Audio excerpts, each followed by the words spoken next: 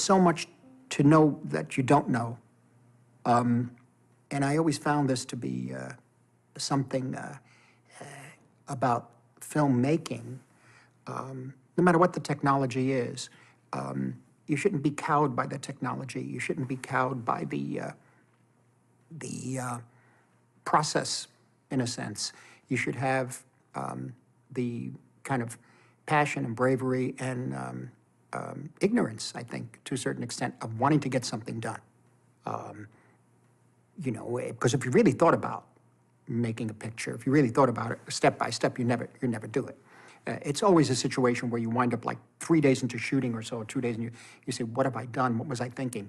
But you have to do it. When it came to light, I never really understood light. I still really don't. I don't really need to, I don't think. I never really became something that was prominent in designing scenes. And I think a lot of that had to do, it took me years to understand, a lot of that had to do where I grew up. I grew up in actually the tenements and on Elizabeth Street in the late 40s or through the 50s into the 60s. And basically all I needed to know there was daylight and night. Yeah, I didn't really, it was dark, There was maybe a light bulb in a hallway. Yeah. It wasn't complaining about any deprivation of nature's beauty. It was where you were. And it had its own beauty, you know. Yes, there's a nuance that I did learn. In a daylight situation, there could be clouds and there could be sun. I got that. But aside from that, where the sun is and where things to be shot at a certain time of day, I really don't, I still don't know. I still don't know. Maybe that's why I like a lot of British cinematographers too, because of the overcast in their country. But in any event, I learned to work very closely with the directors of photography over the years, and in designing the shots. They would add the element of light. I would change, I would work it. I began to understand something about it. And so this is something that I think can be, if not learned, can be coexist with the necessity of making the film. You deal with it. If you don't know something, ask, try it. You know, learn as much. You may forget afterwards, but you learn a little bit each time, a little more. But it's something that shouldn't stop you. If there are certain elements of the actual production, or how to get an image on screen, or how to tell a story, you'll find your way through.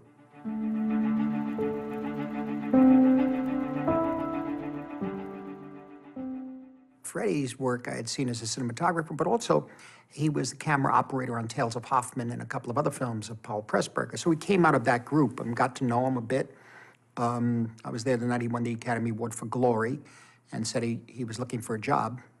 And so I thought of possibly working with him on this film Cape Fear, which was a film I hadn't planned to make, and was an attempt at trying to make or extend or enrich a genre, so to speak, or revise a genre, possibly.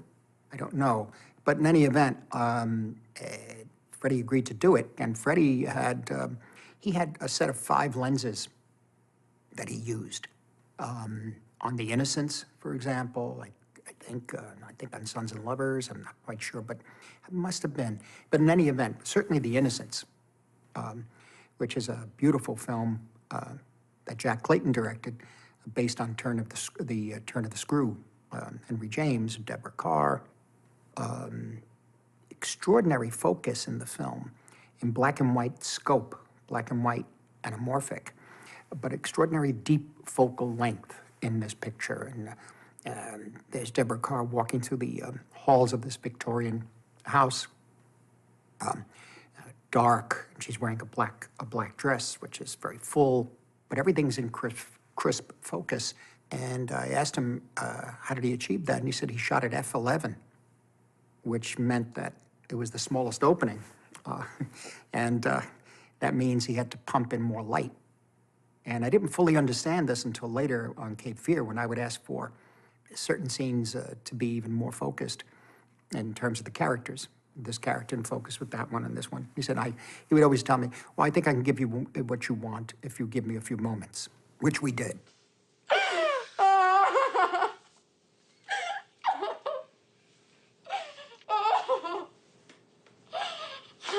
And that's when I fully understood the impact of the intensity of light to focus of the screen and focus of the image. I imagine Greg Tolan in Best Years of Our Lives, A Citizen Kane.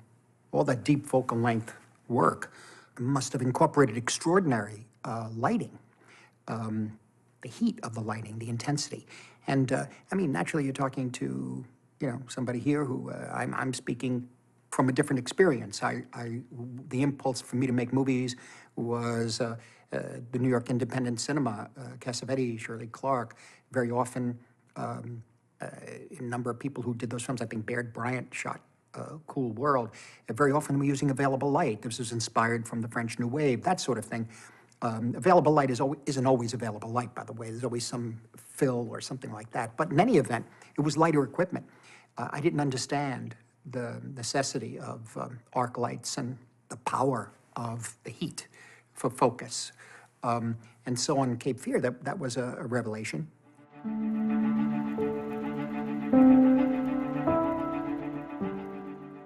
He had a sense of transforming the image. There was a moment in other words, a shot of an eye, I would say, a shot of two eyes, person looking. There's a shot of two eyes, unless you interpret it. At one point, I remember very clearly, I had designed this action sequence at the end of the film in a storm at Cape Fear, the actual Cape Fear. Boats are flying around, houseboats and that sort of thing. But prior to the boat breaking, there's Nick Nolte staring through the window, through Venetian blinds, of a storm-tossed houseboat of his wife, played by Jessica Lange, being terrorized by Robert De Niro's Max Cady. And I said, he's out there, he's looking through the window, there's Venetian blinds, we're on the eyes, and there's rain hitting the window, so it's streaking, and that sort of thing. And we lined up the shot in anamorphic, and two eyes. And I told Freddie, it doesn't feel right. It's just a shot of two eyes looking through a window. And so he said, one eye. I said, what do you mean? He said, just show one eye.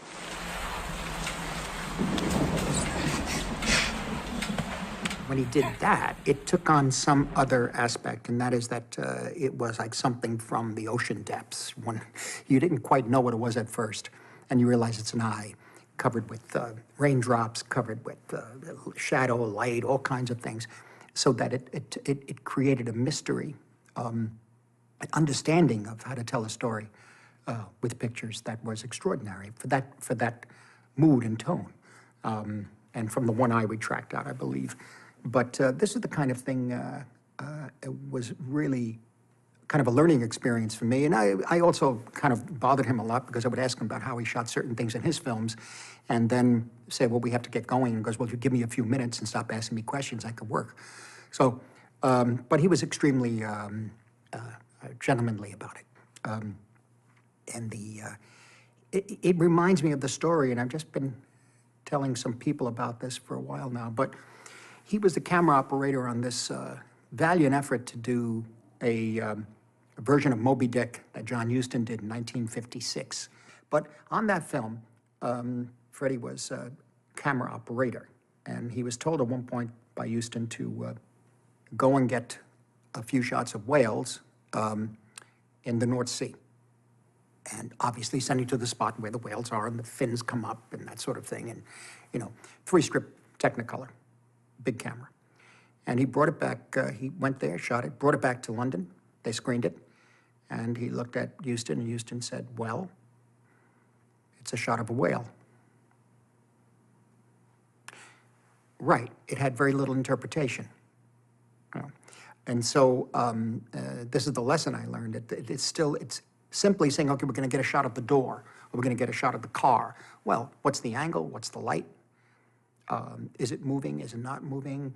I've seen that sometimes where I start to work on an image of a telephone, for example. Infinite amount of ways to do that. I'm talking about a landline. Infinite amount of ways, and it needs a lot of thought, you know, which leads to the use of inserts, which leads to Bresson and Hitchcock and a number of others. But with Freddie, it was a very, very interesting experience because it took me to the old pros, in a way, as opposed to other directors of photography I'd been working with up to that time. Not saying not to say that one was superior to the other. It's a different thing.